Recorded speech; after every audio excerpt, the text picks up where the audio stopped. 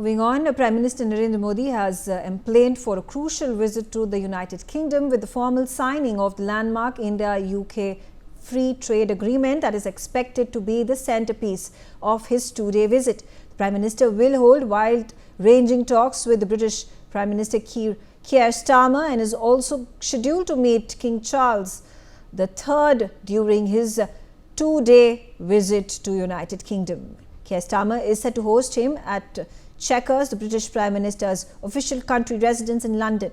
Several sectors across the two nations are set to benefit from India-UK FTA that aims to boost economic ties by reducing or eliminating tariffs, easing market access and encouraging investment and collaboration on multiple sectors. Textiles and apparel and gems and jewellery are some of the top sectors that stand to gain from this agreement for India. All eyes are on the Prime Minister's fourth visit to UK since he took office in 2014. How will the two nations reach the $130 billion trade target by 2030 is something that the free trade agreement is going to bring both countries closer to achieving this target. Let's start off our conversation. Joining me on the telecast is I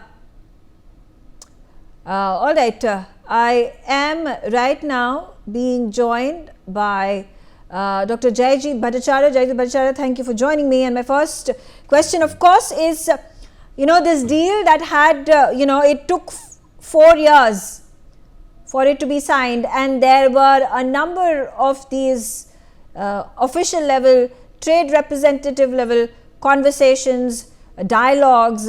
There was a lot of back and forth that was done by Piyush Goyal, of course, the UK representatives who also traveled to India. But finally, the deal has been signed, it has been formalized.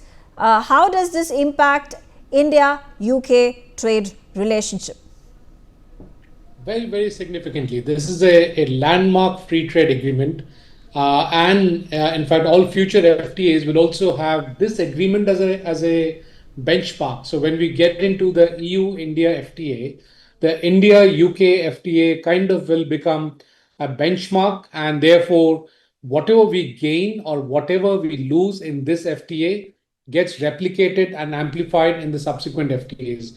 The trade between India and UK is over 55 billion pounds, and that's a very significant amount of trade that's going on. With this agreement, we'll see a significant impact on what India can import from UK at low tariffs. In fact, UK's imports to India was getting taxed at somewhere around 80% to 100%, depending on what we're talking about. Alcoholic beverages were being taxed at 150%. Now it's going to go down to about 40% in the next 10 years, from 150% to 40%. Similarly, the import of cars from UK is going to come down the tariff will be coming down from 100% to 10%. So all the fancy cars like the Aston Martin, the Jaguar Land Rover and so on will be significantly more cheaper than what it used to be earlier. We have seen the commotion around Teslas imported from US having a large tax component, and that's the tax component which will be going down for UK-made cars. But you can't import a unlimited number of cars. There will be a quota system put into place. And therefore, we will be able to open up significant competition coming from luxury cars coming from UK. More importantly, 99% of Indian products will be able to enter into the UK market with zero duty. And that's a huge win for India. This agreement seems to be very well thought out from an Indian perspective. And it's going to bring a lot of benefit for Indian companies, especially in textiles and apparel, especially in footwear, and even automobiles and EVs. The likes of Tatas, Mahindras, even two-wheelers like Ather and Bajaj, they will all be able to access the UK market much more efficiently than what they were able to do earlier. A lot of engineering companies like Bharat Forge, L&T, and so on and so forth will also be able to access the UK market in an unprecedented manner. So although the British believe that the FTA is going to lead to an increase of about 4.8 billion pounds for their GDP, I believe it will be much more, given the fact that a lot of their infrastructure can now be built with Indian help at a much lower cost. Much of the consumer goods can now be procured at a much lower cost.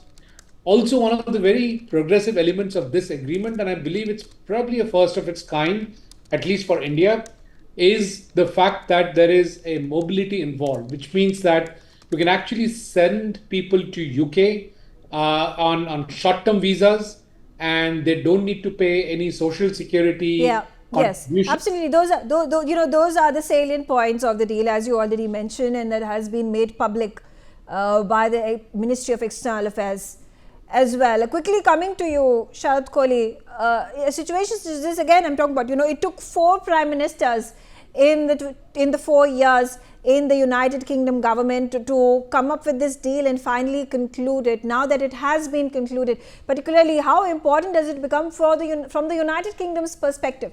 Because the trade surplus is with India, and what United Kingdom at this point of time is hoping is that there is some balance that is created in a balance of trade between India and United Kingdom, and mostly when we take a look at these lists where India has reduced the tariffs significantly, from 100% to 10% when it comes to the auto industry, liquor.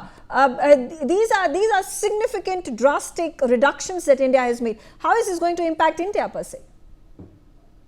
Good evening, Megha. Good evening to my fellow panelists and Newsx viewers. If you understand the backdrop of this whole negotiation and signing of the deal, we all know the deal was more or less finalized on 6th of May. Prime Minister's visit is going to formally put a stamp on it, and the deal has already been formalized. Now, for the people who are curious to know that why is India slashing duties, why is why are stuff being imported into India at zero duty or near zero duty, as 99% of the goods are going to be almost be duty free for that matter. They have to understand that the two countries have a very long relationship apart from the colonial era. I think we've come a long way. This is the very country whom we overtook to become the 5th largest. We should not forget, UK is about $3.8 trillion. We are now ahead of Japan as well. We are now $4.2 trillion. So we are far ahead of, you've left behind UK. So from the time you mentioned about 4 prime ministers, when the deal first started to get into negotiation stage, we should not forget that we were behind UK in terms of the size of the economy. And we have galloped. We have moved forward, and we are now far ahead of UK. So at this point of time, Megha, if you ask me, UK needs this deal more than India. Well, earlier the situation was other way around. India needed this deal more than UK. I think the tables have turned because of a flux of time that we've seen over the period. And today UK needs it more eagerly. And this also, Megha, we should not forget, comes in the backdrop of what is happening in the US. The constant tariff threats which are coming from there. And we should also not forget that UK has already signed a deal with US. So that is another change which has happened from earlier. So I think the whole backdrop has changed from the time the negotiations started first. If you look at the products from India, I think it's a very interesting composition of products. We're looking at textiles, garment, and leather goods. That's the first category. We are looking at gems and jewelry. That's the second major category. I'm only talking about the major. We are looking at engineering goods. That's the third major category. And then comes the chemicals. So these are the 4 broad categories which India has been exporting. So I think today, if you look at the demand in UK, they need this stuff more than before. And we should also not forget, Megha, that their economy is barely growing. The latest GDP growth rate in UK is 1.3%. And we are growing at 6.5%, 7%. So there's a big difference between the growth rate of two countries. So in such a situation, it becomes difficult for a country to set up manufacturing units themselves and start producing the goods within the country. And with this deal happening, if it is zero duty on most of the goods, they are going to get it cheaper, which they badly need at this point of time. So that is the first thing we need to understand. Of course, in terms of imports, we are importing beverages. We are importing some electrical machinery from them. We do need that as well. But then I think the US aspect, Megha, we have to keep in mind, because UK has already signed a deal with US. It was amongst the first nations to have signed that deal. So I think the backdrop needs to be understood as to in what situation this whole negotiation is happening, Megha. Right. Okay. All right. I'm also being joined by Keith Vaz, who's the former UK minister. He's joining me from London. Thank you, Mr. Vaz. And of course, what is the sentiment on the ground of Prime Minister Modi's visit? He's arriving later tonight in London. It's a 2-day visit, and of course the highlight of this visit is the free trade agreement that is going to be formally signed between the two leaders.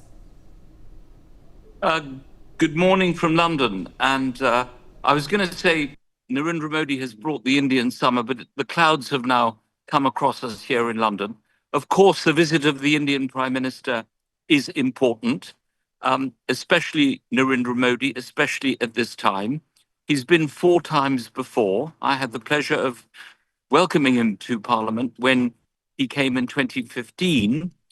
He's had a good relationship with a number of different prime ministers.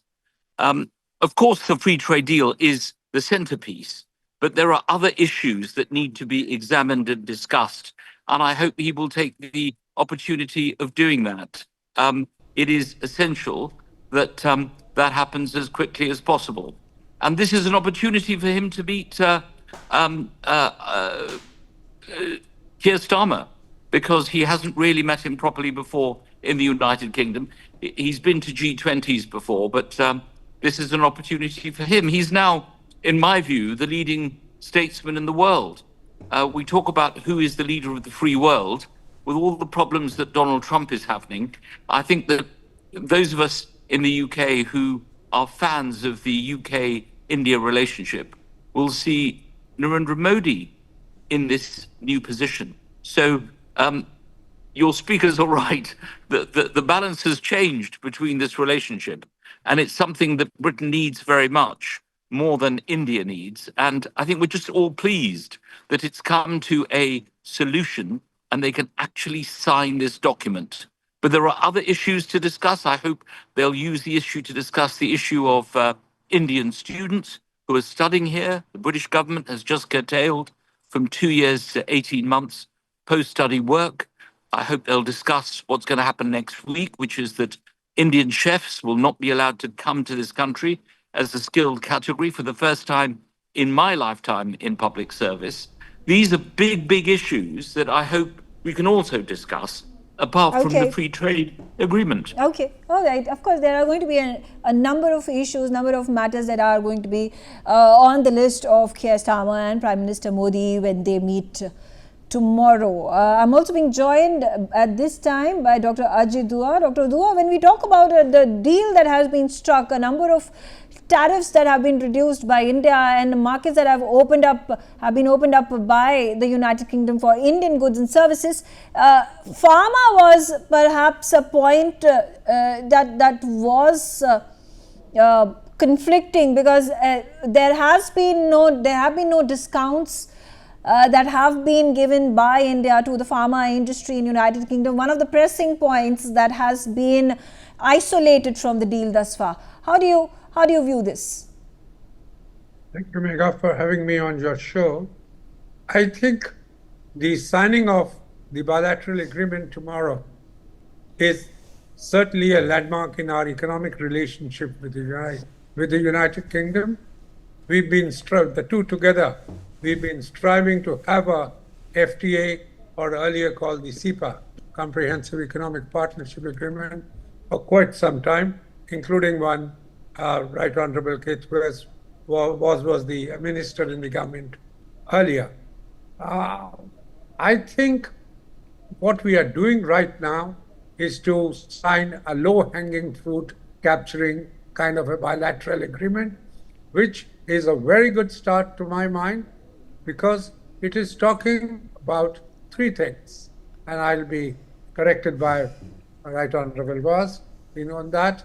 Number 1, we are saying we wish to double our trade with the United Kingdom by 2030. It hasn't seen any striking increases in the recent past, and the aggregate is about 60 billion US, which can easily double up in 5 years' time. Second, UK has been considerate because it's agreed to lower duties on 99% of the items imported from India. Yes. Whereas what we have done is to have relented on 85% of the product lines, as we call it in the commerce business. The difference is because for us, the UK has agreed to respect our red lines, or our red flags, those being on dairy product and certain agriculture products like apple, cheese, and certain fruits about which we all know. Third, the UK has also agreed that the reduction would take place over a 5-year time span. United Kingdom the government needs about 6 months' time to get the treaty ratified by its parliament before it can be given effect to. Our cabinet has approved it. That's why we are hoping that tomorrow our Commerce Minister would sign it in the presence of the Prime Ministers of the two countries. Yes. So we have agreed that with respect to IPR, which has been a subject of difference between us and the Western world for quite some time, that there will be a greater understanding between all aspects of intellectual property regime. Once the document is in public domain, maybe we can talk about whether some of those things are they going to be very too onerous on India, because hitherto we had resisted a fair amount of impositions by the advanced world, if I might say, of which UK has been an integral part, about our IPR regime, which they had found a little too liberal and too relenting at times. Finally, the UK has also agreed that in order to make the Indian investors in the UK lighten their burden, that in the first 3 years of employment of the Indian workers who go from India to the UK to work in their outfits, they would not be required to pay the social security contribution, which is otherwise mandatory in the UK upon the employer for anybody he employs. So the contribution being made in India is adequate. There is no need to top it up during the first 3 years in the United. Okay, all right, sir. I'm going to come back to you, Keithwas, and President Trump is also going to be visiting United Kingdom over the weekend. It is being touted that a deal that had been discussed and formalized during the G7 summit, and when President Trump and Keir Starmer, the Prime Minister of United Kingdom, came out together, and in that conversation with the press said that there is a deal that has been formalized and there is going to be the formal signature signing that will take place, that is likely to take place when the president arrives in United Kingdom.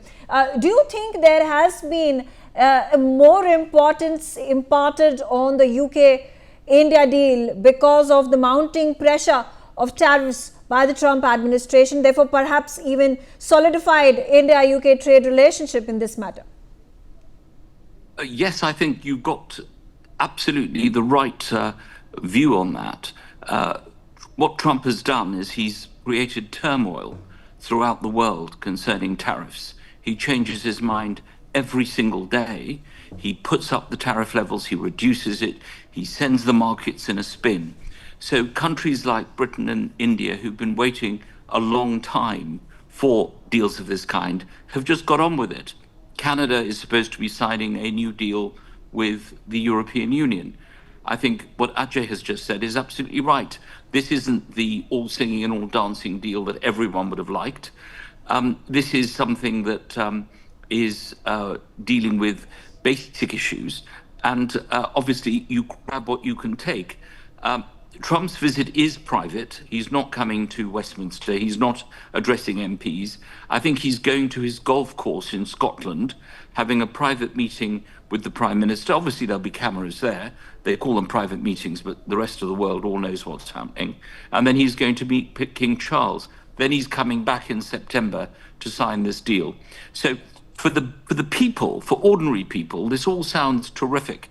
And for great news outlets like Newsx World and people like me, Ajay, and others, this is a great opportunity to comment. But at the end of the day, ordinary people need to see how is this going to affect the price of eggs? How are their lives going to be affected by those changes? I've recently come back from the US, and I tell you, prices really have gone up in the United States of America. So Donald Trump will have to address these issues as well. But you're right, this has given us an impetus. I'm not upset that he's done all this. I think it's very good. I remember when the EU tried to ban mangoes from entering the EU, and I and others, including Mr. Modi when he was Prime Minister, helped to try and get the mangoes back into the EU. That's because they were trying to get chocolate into India. So this kind of pettiness, hopefully, has come to an end with the signing of this deal. So Trump has played his part in a way that he wouldn't have imagined. Absolutely. Sharad, quickly a response from you. What does India-UK trade future look like? Are we going to see more FDIs, more investments coming in from United Kingdom into India and vice versa? Well, so long as the turmoil in the caused by US, as Vaz rightly mentioned, so long as I think Mr. Donald Trump is restless, and he's right. He keeps changing deadlines. He keeps changing the tariff up, down, here and there. I think it's going to unite the rest of the world in a better way. So that's one fallout, or shall I say, an ancillary product of that whole storm which is happening. It's bringing the world together. And I think the countries which would never have probably agreed to this kind of a deal, although this was agreed in the month of May, but we should not forget that the tariffs were announced on 2nd of April. So this happened on 6th of May. So it would have taken longer for this kind of deal to be finalized. But now, thanks to Donald Trump, one of the good fallouts of what's happening is brought the countries together. They realize that probably US may or may not be a trade ally going forward. It's very, very uncertain. Things are absolutely unpredictable with him. So I think that has helped in bringing India and UK closer. We are probably riding the same ship, because until now, trade was a natural evolution. Trade was happening out of demand and supply. Trade was happening about you make something nice, I make something cheaper, and so on and so forth. But here's a new paradigm to trade. You put a gun on my head, do the deal, else this. You do the deal, else this. Do it by this deadline, else this. So I think this new world order, shall I say, has probably put the rest of the world on one side and the US on the other side. I'm sure he's going to realize that sooner or later. So therefore, in this backdrop, I see, Megha, that India-UK trade relations are going to flourish. My only concern is that UK has to grow faster. I'm sure Vaz will realize what I'm saying. You're barely growing at about 1.5%. You have to grow faster, and I'm sure Prime Minister Keir Starmer would also be desperately looking for ways and means to make sure that the salaries go up, the revenues goes up for company, the government's treasury collections go up, and so on and so forth. So I think the growth has to be propelled. The moment UK picks up on growth, you will find, Megha, this trade flourishing more than any time before, is all I have to say. Okay. Do we still have Jaijeet on the telecast?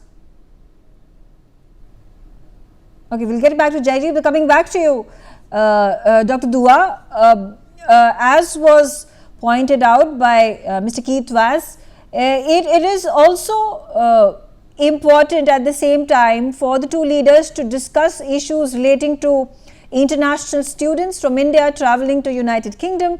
Also, a more important issue on immigration that the US President Donald Trump has clamped down on. You take a look at Mexico and Canada under pressure, also performing in the same vein. United Kingdom has also cracked down on immigration. How does this impact India, and can there be ties between both the countries, diplomatic, trade, and culture to culture, people to people, that could resolve this very complicated, complex issue? Megha, if you are asking me, I think every visit of the Prime Minister, head of a government, gives an opportunity for discussing a variety of matters which might be global in nature or might have bilateral impact. So apart from being witnesses to the signing of the trade deal between the two ministers, the Prime Ministers will certainly have an opportunity to talk about what is happening across the globe and what can be done to sort out the bilateral issues which remain amongst them. And at any point of time, there would be always half a dozen to a dozen issues which we have to settle or come to an understanding. Right Honorable Vaz mentioned about the student issue, which is an extremely important one. How long can they remain in the UK after they have graduated? It has come down from an earlier 2 years to 18 months, and whether there is I think there is some pressure on the UK government to further shorten it. I would call it the effect of the United States of what Mr. Trump is doing to the foreign students.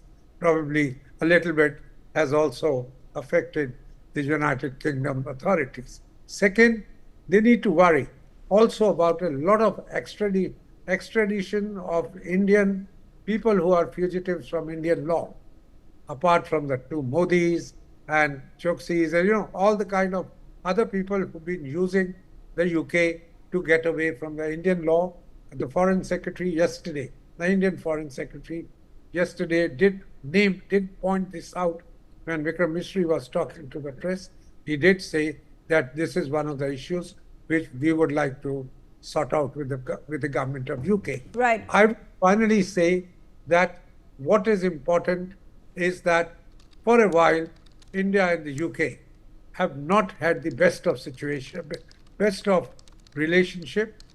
Now that you have a Labour government in power, and Labour government is known to be a little more pro-India, and we've got our leaders in the past have got along very well, that we would see the old warmth and hospitality, mutual hospitality return, so that there are many more opportunities to sort out the issues of what is irking one another.